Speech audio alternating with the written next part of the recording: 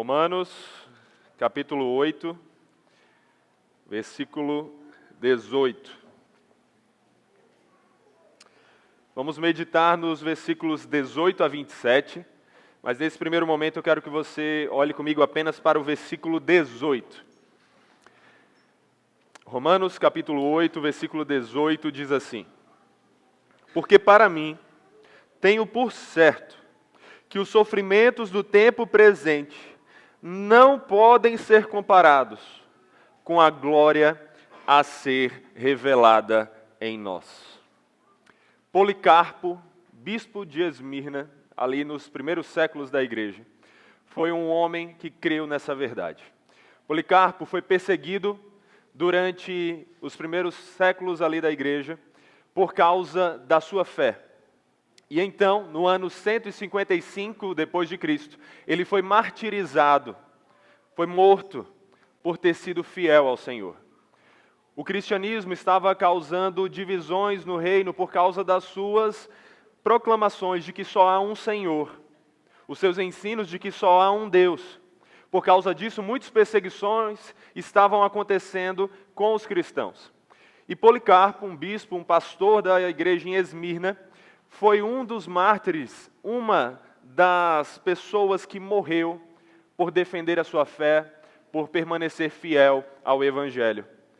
Ele era alguém muito piedoso, conhecido por essa piedade, e pouco antes de ser martirizado, os seus algozes chegaram para ele e insistiram: negue a sua fé, negue a Cristo, abandone o Evangelho e você será salvo.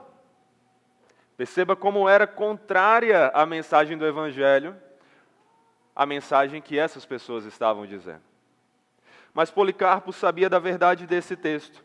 E é por isso que quando ele foi chamado a abandonar sua fé para que pudesse viver, ele respondeu: eu tenho servido ao Senhor por 86 anos e Ele nunca me fez mal algum.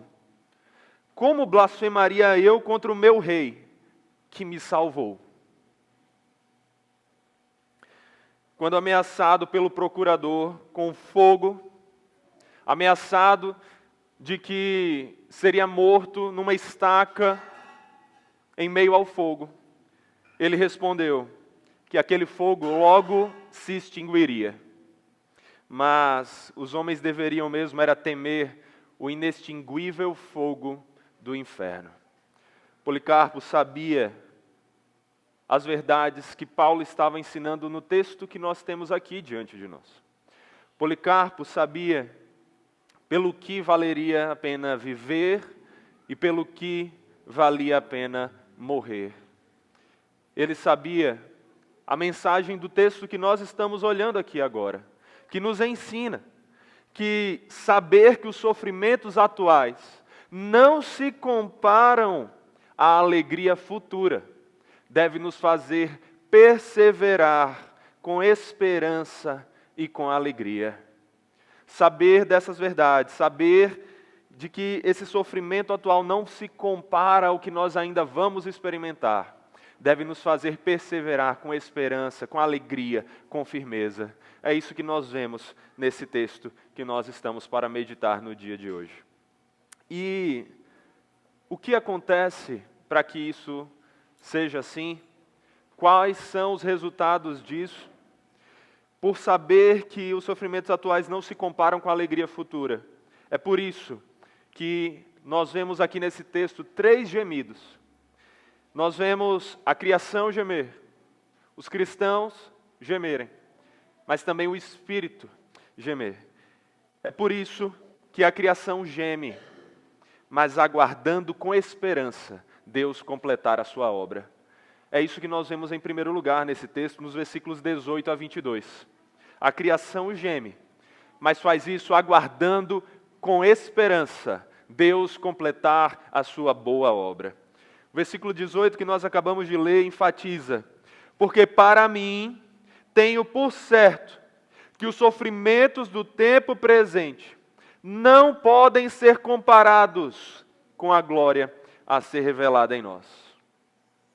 Paulo começa esse texto com a conjunção porque, já que ele está mostrando como isso está intimamente ligado ao que ele falou no verso anterior, no verso 17.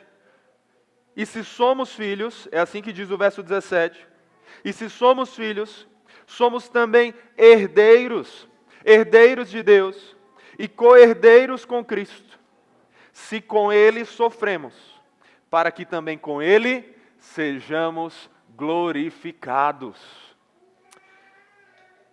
Por isso aqui que nós estamos vendo, que foi afirmado no verso 17, é o que pode dar certeza para Paulo de que os sofrimentos do tempo presente não podem se comparar à alegria que está por vir.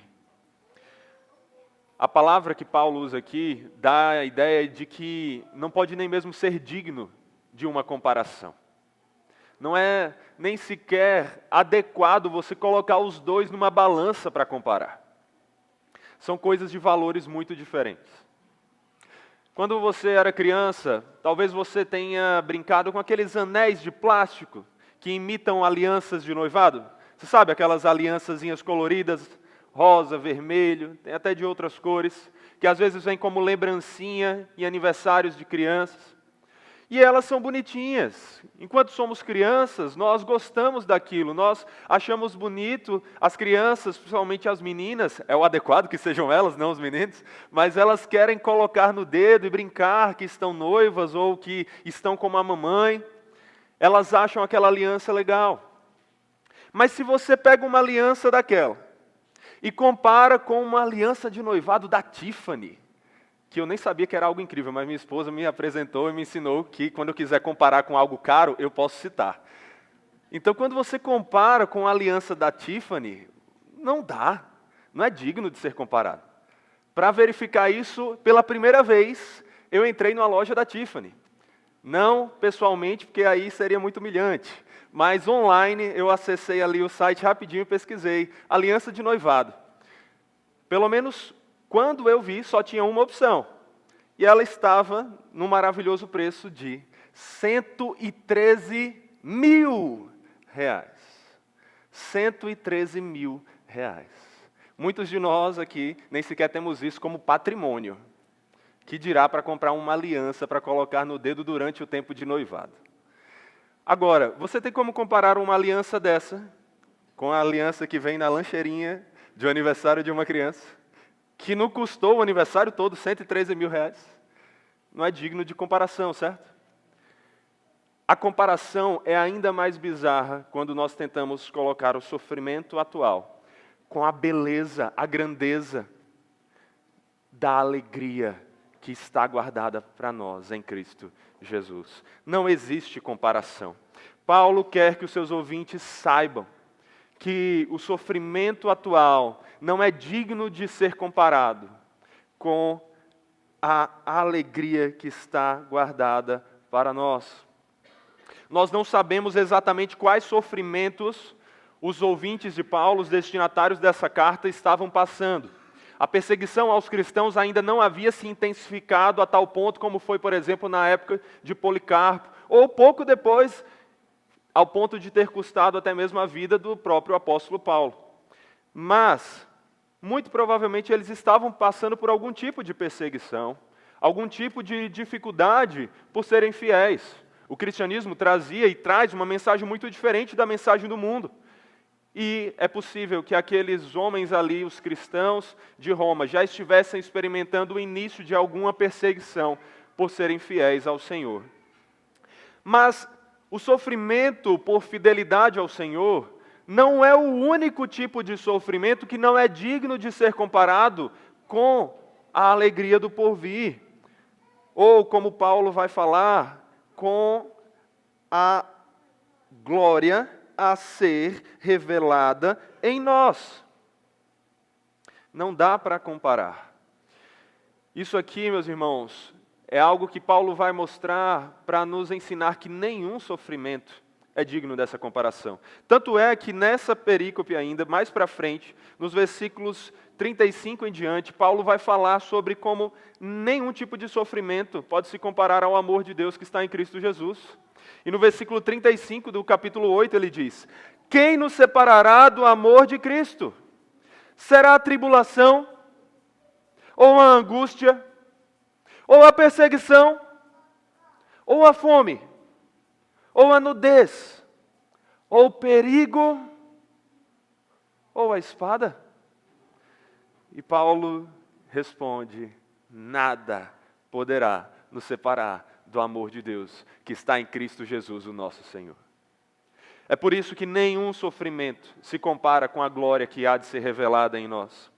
Nem dificuldades financeiras, nem lutas familiares, nem doenças, nem mesmo a morte.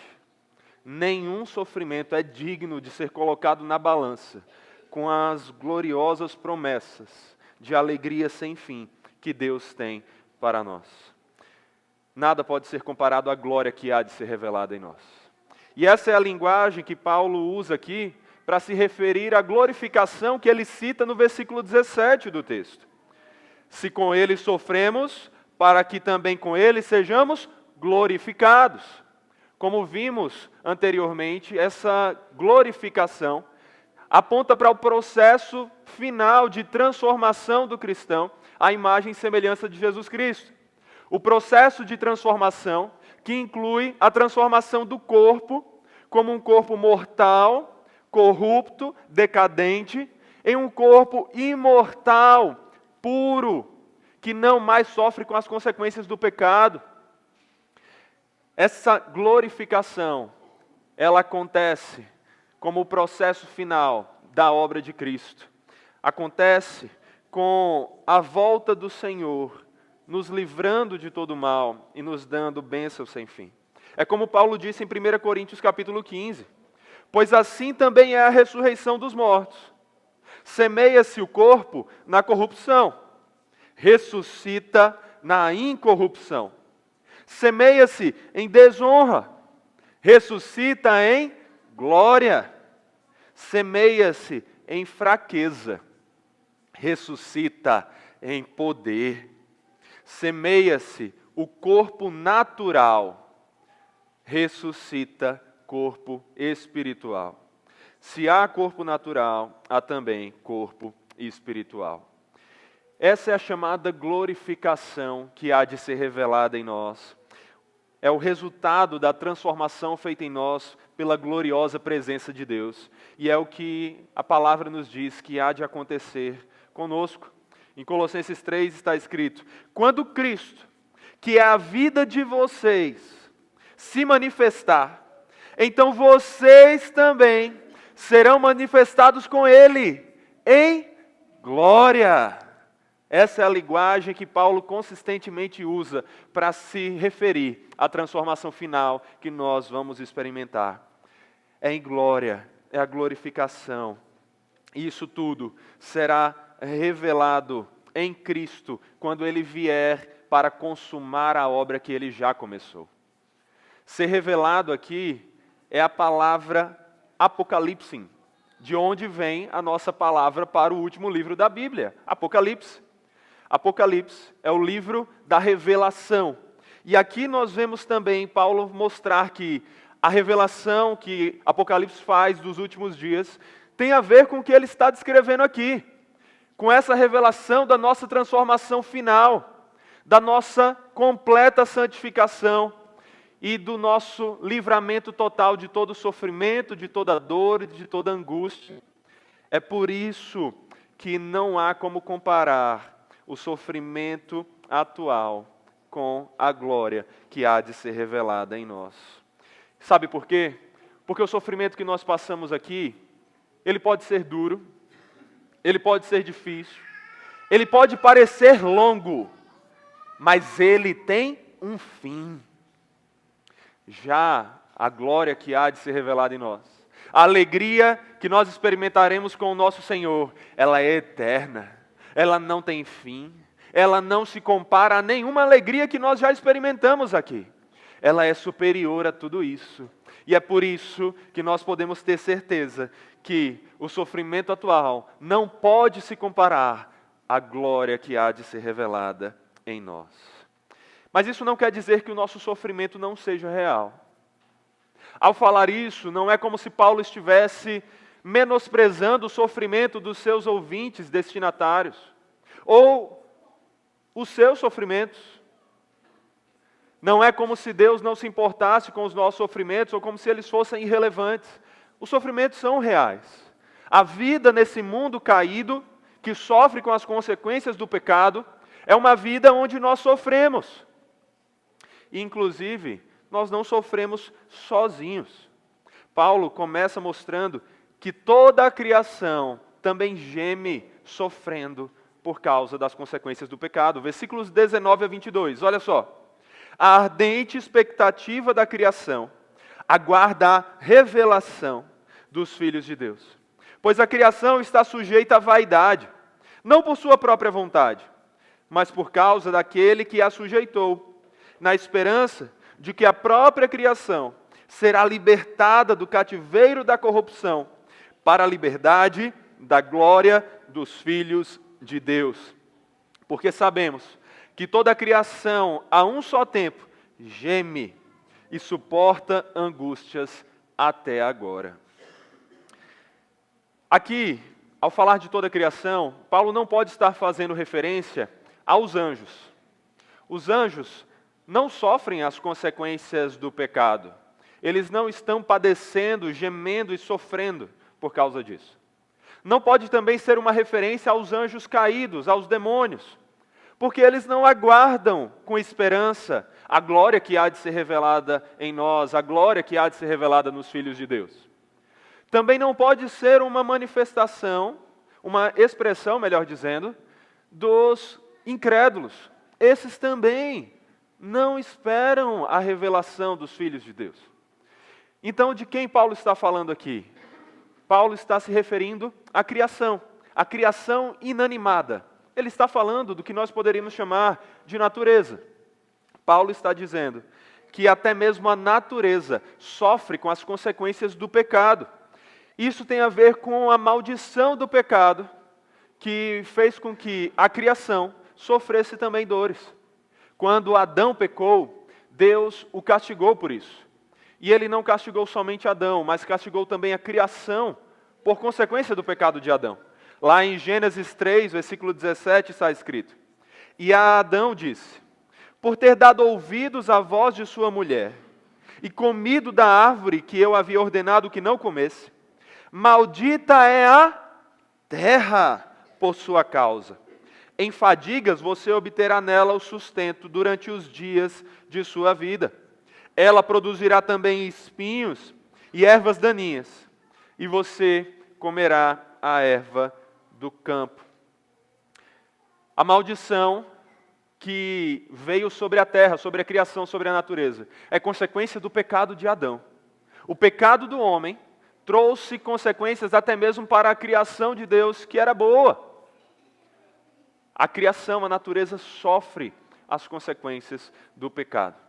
E é interessante que o que é dito aqui sobre gemer e suportar angústias até agora tem a ver com suportar as dores de um parto. A NVI, por exemplo, traduz dessa forma. É uma dor, não uma dor pequena, mas uma dor muito grande, intensa, forte. Uma dor que muitas mulheres aqui já passaram e sabem quão terrível é. É desse tipo de dor que Paulo está falando, é esse tipo de dor que ele diz que a criação está sofrendo. E é muito comum, inclusive, você perceber em várias histórias da cultura de diversas pessoas e povos, ou mesmo em livros e filmes, você vê a criação, a natureza, ser retratada como a mãe natureza, aquela que sofre ao dar à luz aos seus filhos e que sofre com as consequências do que seus filhos estão fazendo. Nós vemos várias obras sobre isso, tem uma inclusive que eu gostaria muito de falar, mas aí eu vou dar spoiler demais dela, e essa é uma obra que eu quero depois recomendar para vocês. Mas, perceba o seguinte, a criação sofre, mas Paulo não quer dizer que ela sofre de maneira consciente, Ele não está querendo dizer aqui que a criação é, como essas outras culturas dizem, realmente uma mãe natureza, um ser consciente que está lá sofrendo e falando com Deus e dizendo, até quando, Senhor? Não. Ele está personificando a criação, usando aqui um antropomorfismo, dando forma de homem, ou antropopatismo, dando sentimentos humanos à criação, para expressar uma verdade. E qual é essa verdade? Que até mesmo a criação está afetada por causa do pecado. Esse é o nível de gravidade do pecado. Ele afetou tudo, até mesmo a natureza. A natureza não frutifica como deveria, porque sofre as consequências do pecado. É isso que Paulo quer destacar aqui. Mas, meus irmãos, o pecado foi vencido. O pecado foi vencido na cruz. E Paulo destaca que também, apesar de sofrer, a natureza espera com confiança, sabendo que, na glória que há de ser revelada em nós, quando Jesus Cristo voltar, ela também encontrará a sua libertação.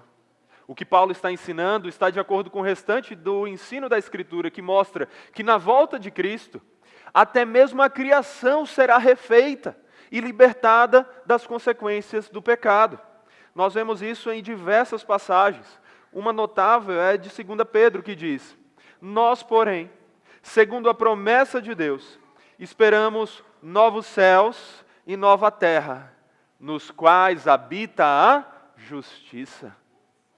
Ou em Apocalipse, o livro da Revelação, e vi novo céu e nova terra, pois o primeiro céu e a primeira terra passaram. A criação será refeita. E ela será refeita quando nós formos refeitos. Na nossa nova criação, quando Cristo vier para completar a sua obra e nos refazer, também a criação, também a natureza, será libertada. A eternidade não será num céu etéreo. Nós não seremos anjinhos com asinhas voando, com batas brancas em cima das nuvens. Não é isso que é a eternidade. A eternidade será aqui, na terra. Mas não nessa terra do jeito que ela está. Não nessa terra onde nós enfrentamos tempestades, onde existem ciclones chegando até em Jundiaí. Não, não é dessa terra que eu estou falando. Mas uma terra que será refeita e onde não haverá mais esse tipo de tragédia, esse tipo de evento catastrófico. Até mesmo a criação é alcançada pela obra de Cristo, que não deixa nada de lado e que vence o pecado de todas as maneiras. É por isso que a criação geme, ela sofre, mas ela faz isso aguardando com esperança Deus completar a sua obra. Mas ela não é a única que faz isso. Em segundo lugar, nós vemos esse texto mostrar que os cristãos também gemem, mas aguardando com esperança Deus completar a sua obra. E é isso que nós vemos nos versículos 23 a 25.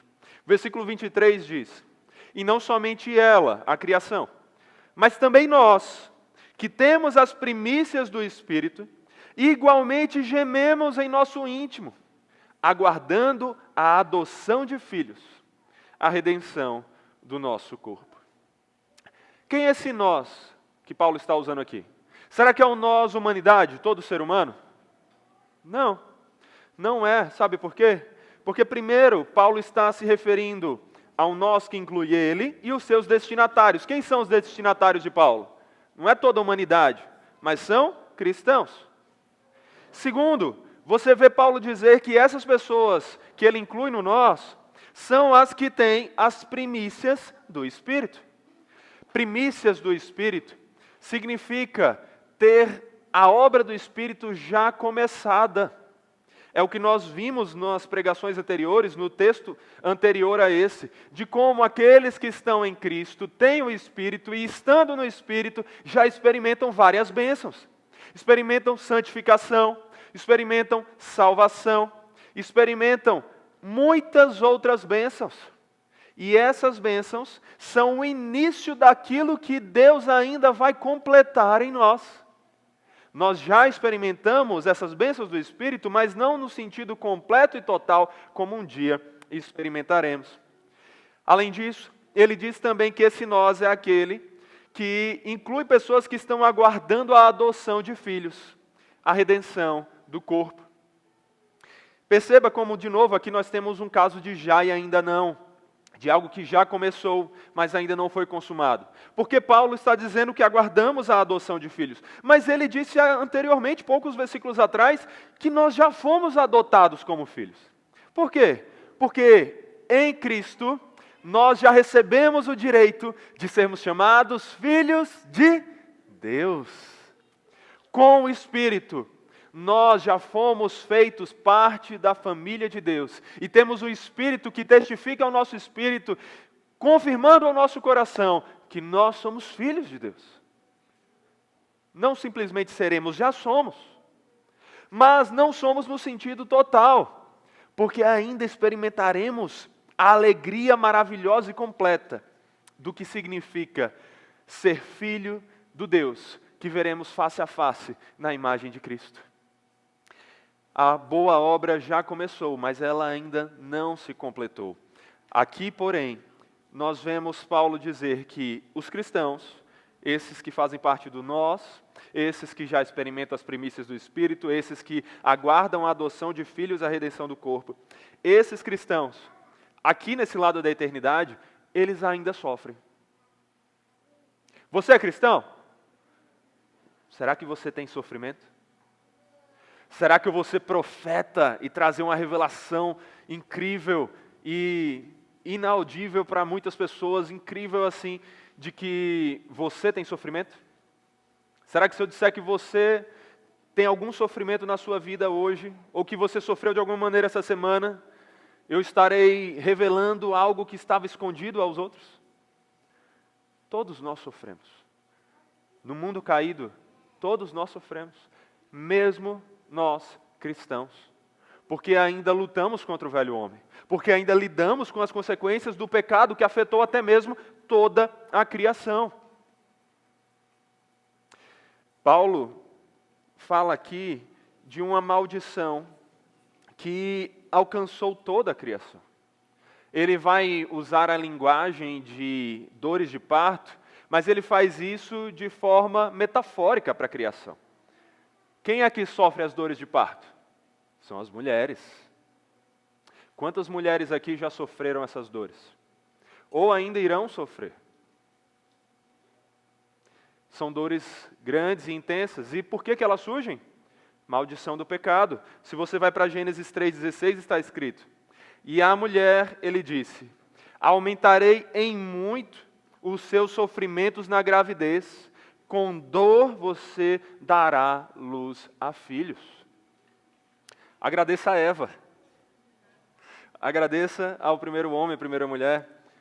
Você que sentiu dor no parto, ou que ainda sentirá, sente por causa do pecado. Tudo bem, não quero dizer que você teria feito melhor do que Eva, ou melhor do que Adão se estivesse lá. Você muito provavelmente também teria falhado e pecado. Mas o ponto é, a maldição da dor do parto é consequência do pecado. O pecado afetou até mesmo uma das maiores bênçãos que Deus nos dá. Mas ainda que haja dor, ainda que haja maldição, Deus sempre manteve a graça. Ele não disse, agora você sentirá dor e você não terá filhos. Mas ele disse, em meio à dor, você terá filhos. Ou seja, Deus mostra que Ele ainda daria o presente da maternidade como uma bênção imerecida, mesmo a mulher pecadora. Ainda assim, é sofrimento, não é? A dor da gravidez é uma dor intensa, incomparável. Talvez só se compare a um homem com febre. Homens com febre sabem o que é sofrer. Olha o pessoal se identificando. A verdade é que seja uma febre de 38 graus no homem, seja as dores de dar à luz numa mulher, sejam vários outros tipos de sofrimento. Todos nós sofremos neste mundo. Desde o sofrimento de uma criança que chora desesperadamente porque o brinquedinho quebrou, seja o sofrimento de um adulto que chora por perder alguém que ama. Todos nós sofremos nesse mundo. E nós sofremos por causa das consequências do pecado. Mas nós sofremos por um tempo. Não sofreremos para sempre. Porque se nós somos parte desses que experimentam as primícias do Espírito, nós aguardamos a adoção de filhos. E não aguardamos como algo incerto, mas como algo que temos certeza. E é por isso que Paulo vai dizer no versículo 24 a 25, porque na esperança fomos salvos. Ora, a esperança que se vê não é esperança, pois quem espera o que está vendo? Mas se esperamos o que não vemos, com paciência aguardamos. Isso nos lembra um outro texto famosíssimo das Escrituras, que é o de Hebreus 11.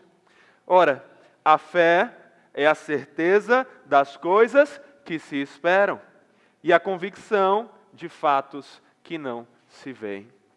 Ainda que não estejamos vendo diante dos nossos olhos a completude da obra do Senhor e o cumprimento final de suas promessas, nós, pela fé, já podemos ter essa certeza. E é por isso que mesmo em meio ao sofrimento nós podemos aguardar com convicção, sabendo que já somos filhos de Deus.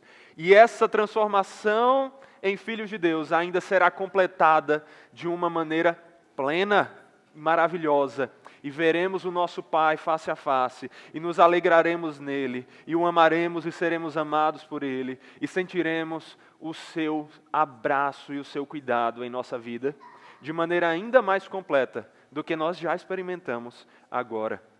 Isso, inclusive, tem a ver com a ressurreição do corpo.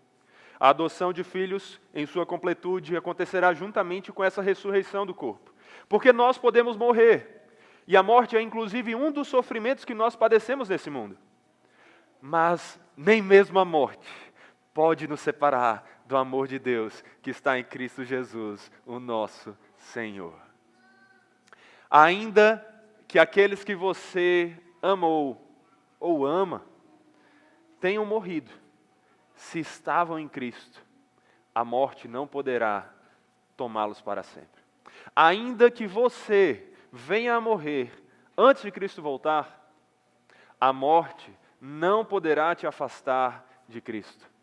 Ainda que você padeça de doenças e de vários outros sofrimentos, nada poderá te separar do amor de Deus que está em Cristo Jesus. Porque até mesmo a morte, que é o último inimigo, será derrotada de uma vez por todas.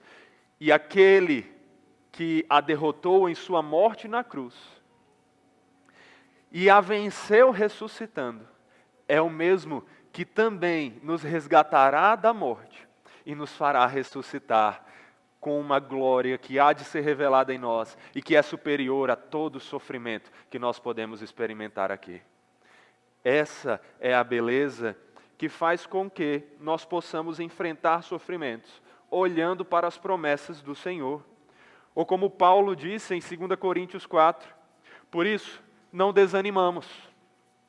Pelo contrário, mesmo que o nosso ser exterior se desgaste, o nosso ser interior se renova dia a dia, porque nossa leve e momentânea tribulação produz para nós um eterno peso de glória, acima de toda comparação, na medida em que não olhamos para as coisas que se veem, mas para as que não se veem, que são eternas. Pois sabemos que se a nossa casa terrestre, deste tabernáculo, se desfizer, temos da parte de Deus um edifício, uma casa não feita por mãos humanas, eterna nos céus. É por isso que nós podemos ficar firmes, aguardando com esperança a obra do Senhor ser completada. Quem falou isso para a gente, está afirmando isso, não é um homem que desconheceu o sofrimento. É um homem que, como nós já destacamos tantas vezes, sofreu de diversas maneiras. Apedrejamento, naufrágio. Um homem que morreu sendo fiel ao seu Senhor. Um homem que sabia o que era sofrer, porque o próprio Senhor disse que lhe faria entender o quanto valeria a pena sofrer por ele. Paulo sofreu, mas mesmo quando ameaças de sofrimento vinham sobre ele, ele perseverava. É por isso que quando você olha para uma das passagens finais ali de Atos, quando Paulo está para ir para Jerusalém, onde será preso, e ele sabe que será preso porque haviam profetas que estavam avisando a ele sobre isso, ele diz: e agora, constrangido em meu espírito, vou para Jerusalém, não sabendo o que ali me acontecerá, senão que o Espírito Santo me assegura que de cidade em cidade me esperam cadeias e tribulações. Porém, em nada considero a vida preciosa para mim mesmo, contanto que complete a minha carreira e o ministério que recebi do Senhor Jesus, de testemunhar do Evangelho da graça de Deus. Paulo afirmou isso sabendo que sofrimento o aguardava. Ele escreveu epístolas para nós em meio à prisão.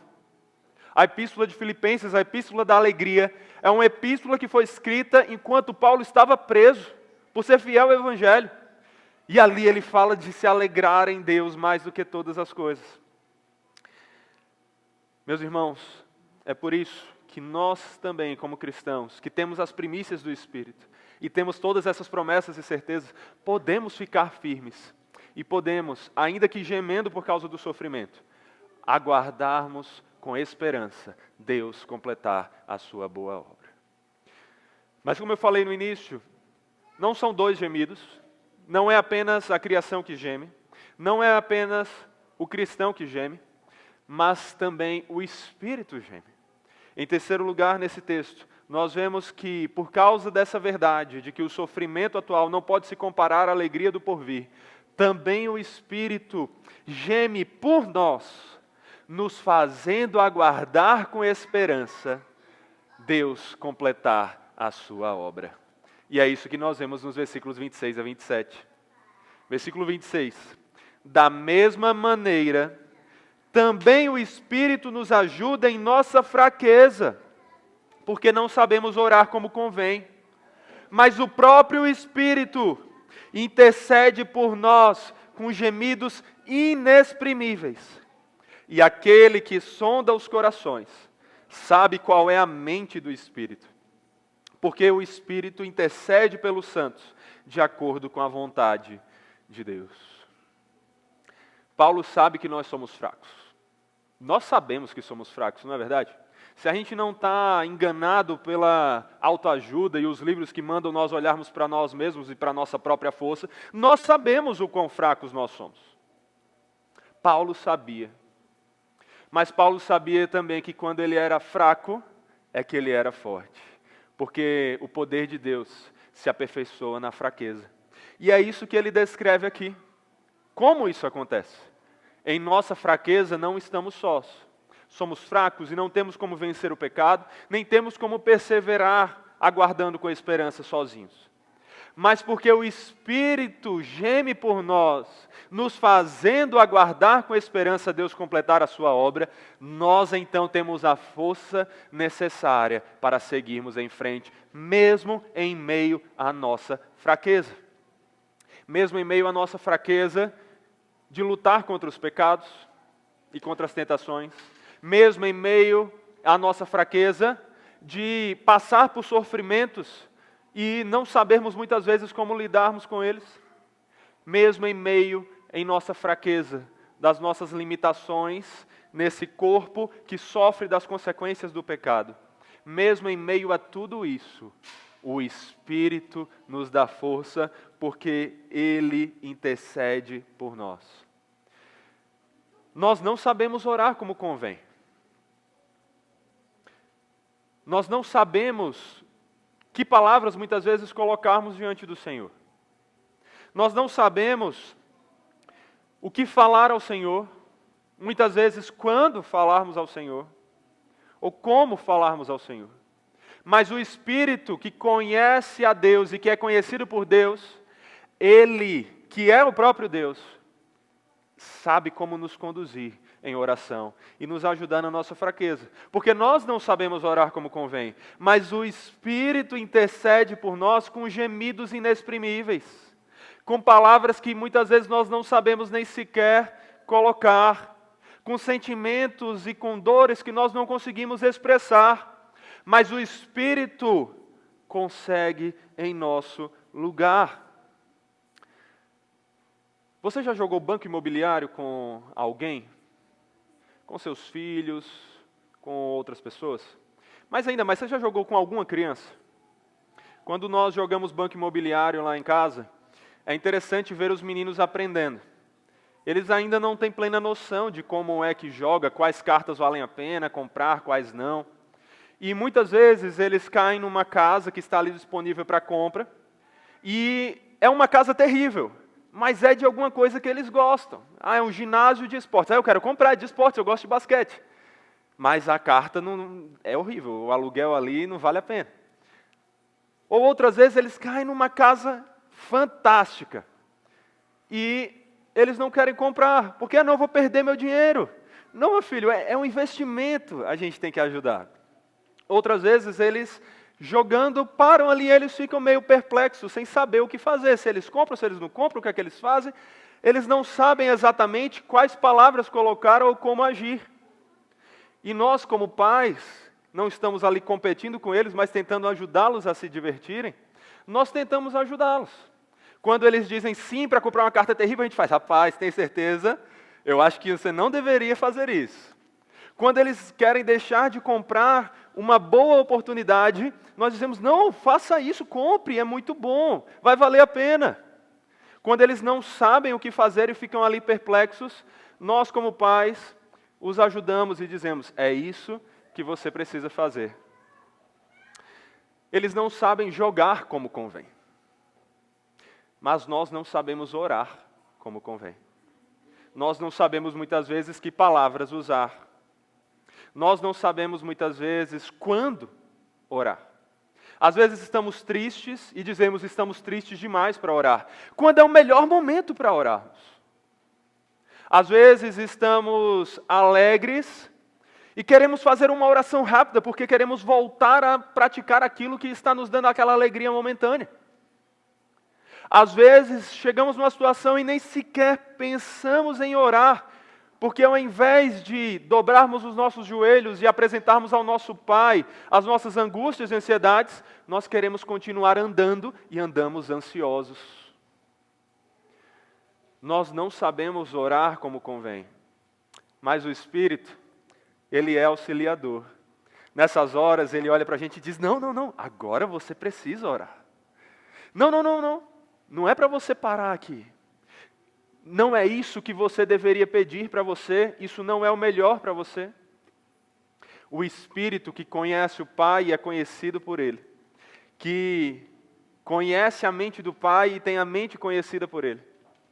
O Espírito que está em nós, o Espírito do qual nós já experimentamos as primícias, Ele nos conduz e nos auxilia para que nós saibamos como orar, como agir e como gemer em meio ao sofrimento desse mundo, mas ainda assim aguardando com esperança Deus completar a sua boa obra.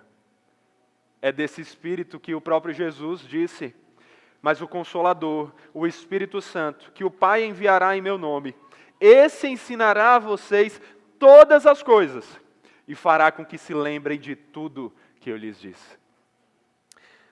O Espírito Santo, nosso Consolador, nosso advogado, nosso auxiliador, é aquele também que nos conduz em tudo e também nos conduz em nossa oração, que como vemos aqui, é algo tão importante para a nossa vida, que é a ferramenta que Paulo faz questão de frisar quando ele está falando de como vamos perseverar em meio ao sofrimento, mas aguardando com esperança. Como seremos capazes de fazer isso? Somente se pela capacitação do Espírito dobrarmos os nossos joelhos e orarmos ao Senhor, de acordo com as suas promessas. Se não fizermos isso, nós não conseguiremos perseverar. Gemeremos, sofreremos, mas nos deixaremos dominar pelo sofrimento, ao invés de deixarmos ele de lado, enquanto mantemos os nossos olhos da fé no alto e nas promessas do nosso soberano Senhor. Charles Spurgeon, grande pregador batista reformado, Porque Batista Reformado não é a igreja que surgiu agora, tá? Nem há muito tempo. Mas Charles Spurgeon, príncipe dos pregadores, um batista reformado, comentando essa passagem, traz uma lição muito interessante para a gente. Ele diz: o Espírito de Deus não é enviado apenas para guiar e auxiliar a nossa devoção, mas Ele mesmo intercede por nós de acordo com a vontade de Deus. Por essa expressão, não se quer dizer que o Espírito jamais gema ou ore pessoalmente, mas que Ele coloca em nós o desejo intenso e gera gemidos que não podem ser expressos em palavras, e isso é atribuído a Ele. Assim como Salomão construiu o templo, pois ele foi o superintendente e ordenou tudo. E contudo, não sei se ele jamais trabalhou em uma madeira ou preparou uma pedra, assim faz o Espírito Santo, que ora e suplica em nosso interior, levando-nos a orar e suplicar. Isso ele faz despertando nossos desejos. O Espírito Santo tem um poder maravilhoso sobre os corações renovados. Tanto poder como o menestrel habilidoso tem sobre as cordas entre as quais coloca a adestrada mão. As influências do Espírito Santo, por vezes, atravessam a alma como ventos através de uma harpa eólica, criando e inspirando doces acordes de gratidão e tons de desejos, os quais desconheceríamos se não fosse por sua visitação divina. Ele sabe como gerar fome e sede por coisas boas em nosso espírito. Ele pode nos despertar de nossa letargia espiritual. Pode nos aquecer, nos retirando de nossa mornidão. Pode nos capacitar quando estamos de joelhos, para nos elevar acima da rotina comum de oração, para uma de persistência vitoriosa contra a qual nada pode resistir. Ele pode colocar certos desejos tão urgentes em nossos corações, que não podemos descansar até que sejam realizados. E pode fazer com que o zelo pela casa do Senhor nos consuma, e que a paixão pela glória de Deus seja como um fogo em nossos ossos. Essa é uma parte desse processo, pelo qual, ao inspirar nossos corações, Ele nos ajuda em nossa enfermidade. Ele é advogado verdadeiro e o consolador mais eficaz. Bendito seja o seu nome. É nesse sentido que nós temos o Espírito Santo nos auxiliando para que fiquemos firmes e perseveremos no caminho, incluindo aquele caminho que tem sofrimento. E fazendo isso por meio da ferramenta tão central que é a ferramenta da oração. E o Pai, que conhece nossos corações, conhece os nossos pensamentos e todas as nossas orações, e que sabe também qual é o pensamento do Espírito, esse Pai nos ouve, porque o Espírito nos conduz, e é pelos méritos do Filho que somos aceitos, porque o Espírito intercede em favor do povo de Deus, e pede de acordo com a vontade de Deus. É por causa dessa intercessão desse Espírito que temos forças para seguir em frente na nossa jornada, mesmo em meio ao sofrimento. Portanto, sabendo que os sofrimentos atuais não são dignos de serem comparados com a alegria futura, perseveremos com esperança, sabendo que o nosso Deus nos preserva em seus braços. Façamos como nós vemos o Senhor Jesus nos ensinar. Lembremos do que Ele mesmo disse: bem-aventurados são vocês, quando por minha causa os insultarem e os perseguirem, e mentindo disserem todo mal contra vocês. Alegrem-se e exultem, porque grande é a sua recompensa nos céus, pois assim perseguiram os profetas que viveram antes de vocês. Em meio aos sofrimentos, em meio às perseguições, em tudo podemos nos alegrar no nosso Deus e temos uma paz que excede todo entendimento, uma alegria que supera toda a dor. Nós podemos fazer isso porque lembramos das promessas do Senhor. Lembramos do nosso destino final, como por exemplo está escrito em Apocalipse 21. E vi novo céu e nova terra, pois o primeiro céu e a primeira terra passaram, e o mar já não existe. Vi também a cidade santa, a nova Jerusalém, que descia do céu da parte de Deus, preparada como uma noiva enfeitada para o seu noivo, com um anel melhor do que o da Tiffany. Então ouvi uma voz forte que vinha do trono e dizia: Eis o tabernáculo de Deus com os seres humanos. Deus habitará com eles. Eles serão o povo de Deus. E Deus mesmo estará com eles e será o Deus deles. E lhes enxugará dos olhos toda lágrima. E já não existirá mais morte. Já não haverá luto, nem pranto, nem dor. Porque as primeiras coisas passaram. E aquele que estava sentado no trono disse: Eis que faço novas todas as coisas. E acrescentou: Escreva, porque essas palavras são fiéis e verdadeiras. Disse-me ainda: Tudo está feito. Eu sou o Alfa e o Ômega, o princípio e o fim. Eu, a quem tem sede, darei de graça da fonte da água da vida. O vencedor herdará estas coisas, e eu serei o Deus dele, e ele será o meu filho. São promessas como essas que devem nos firmar a perseverar enquanto Deus nos preserva. Daqui vemos a importância de não somente nos dedicarmos à oração, mas na meditação da palavra. Porque é na meditação da palavra que nós vamos ver doces promessas como essas, para nos darem forças para perseverarmos. Mas, mesmo quando o sofrimento for grande, não se desespere. Lembre que você não tem um sumo sacerdote que não possa se compadecer das suas fraquezas. Jesus não foi um Deus alheio ao nosso sofrimento. Ele sofreu. Ele é um homem de sofrimento. Mas, mesmo assim, ele venceu o sofrimento. Isaías 53, um texto que demonstra como o Messias que viria, como o nosso Jesus que veio, sofreria, diz: Porque foi subindo como um renovo diante dele, e como raiz de uma terra seca. Não tinha boa aparência, nem formosura. Olhamos para ele, mas não vimos nenhuma beleza que nos agradasse. Era desprezado e o mais rejeitado entre os homens. Homem de dores, e que sabe o que é padecer. E como um de quem os homens escondem o rosto, era desprezado, e dele não fizemos caso. Certamente ele tomou sobre si as nossas enfermidades, e as nossas dores levou sobre si. E nós o considerávamos como aflito, ferido de Deus e oprimido.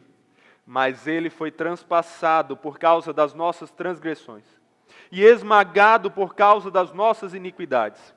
O castigo que nos traz a paz estava sobre ele, e pelas suas feridas fomos sarados. O que é descrito aqui, 700 anos antes de Cristo, é o que Cristo cumpre em sua vida, em sua morte e em sua ressurreição. Cristo, sendo Deus Todo-Poderoso, sendo Deus de perfeita glória e alegria, veio ao mundo, e não ao mundo como um dia nós experimentaremos renovado, mas um mundo que sofre por causa das nossas más decisões, dos nossos pecados. E Ele sofreu conosco, Ele sofreu entre nós. E não somente enquanto viveu, mas em sua morte, onde experimentou uma dor que nenhum de nós jamais pode comparar, nem sequer a uma dor de parto.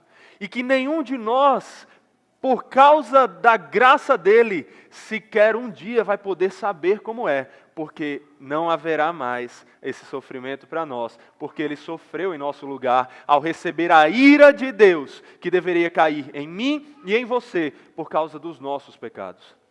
Jesus sofreu, mas ele ressuscitou. Ele venceu todo esse sofrimento, ele subiu aos céus, ele está com o Pai em perfeita alegria, aguardando o dia em que ele voltará para completar a sua boa obra. E sabe por que ele sofreu tudo isso? E por que ele foi firme em meio a tanto sofrimento? A palavra nos dá uma resposta.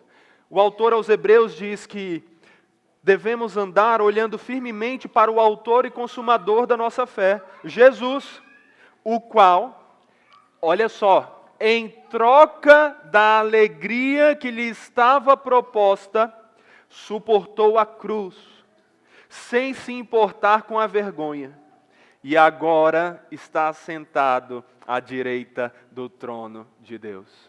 Por que Jesus suportou tamanho sofrimento? Em troca da alegria que lhe estava proposta. Você não age errado quando você é fiel a Deus, pensando nas recompensas que Ele promete. Até porque a maior recompensa que Ele promete não é a teologia da prosperidade, uma casa na praia, carro bom, não é esse tipo de coisa.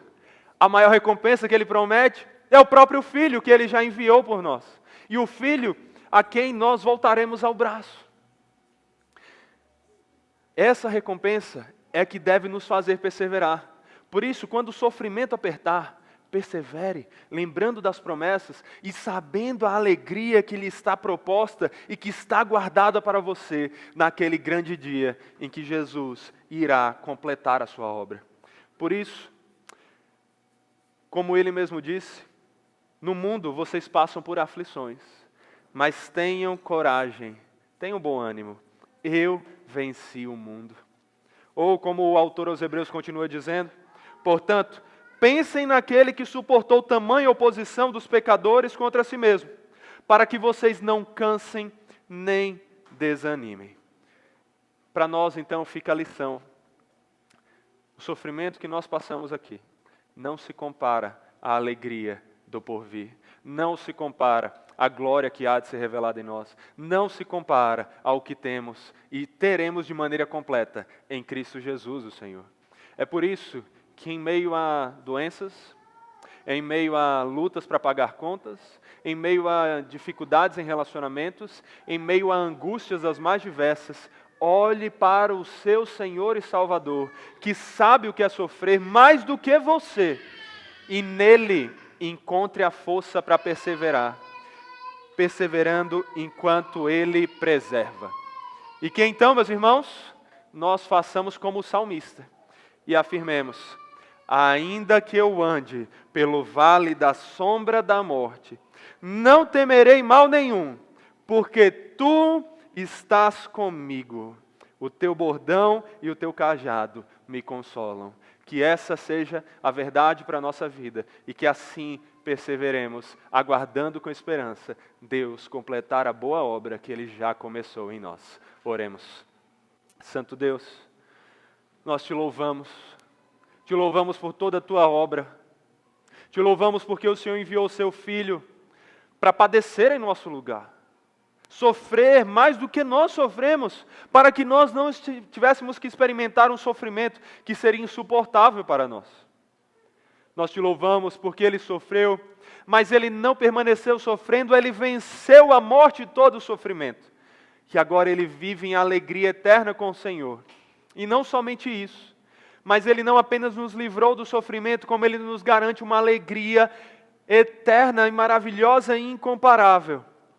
De forma que, em meio aos sofrimentos que temos, o Senhor nos faça ter certeza de que nenhum deles é sequer digno de ser comparado com a glória que há de ser revelada em nós, quando Cristo Jesus voltar para nos glorificar com Ele, dando um novo corpo, um corpo glorificado e imortal, onde veremos a Sua glória, a Sua gloriosa presença, e nos alegraremos nela por toda a eternidade, cumprindo o propósito para o qual fomos criados, glorificar ao Senhor, enquanto nos alegramos em Ti eternamente. E que Teu Santo Espírito que está em nós, do qual já experimentamos as primícias, continue nos conduzindo e gemendo por nós, nos fazendo aguardar com esperança o dia da verdadeira vitória que o Senhor tem para nós. É o que nós te pedimos e agradecemos em nome de Jesus. Amém.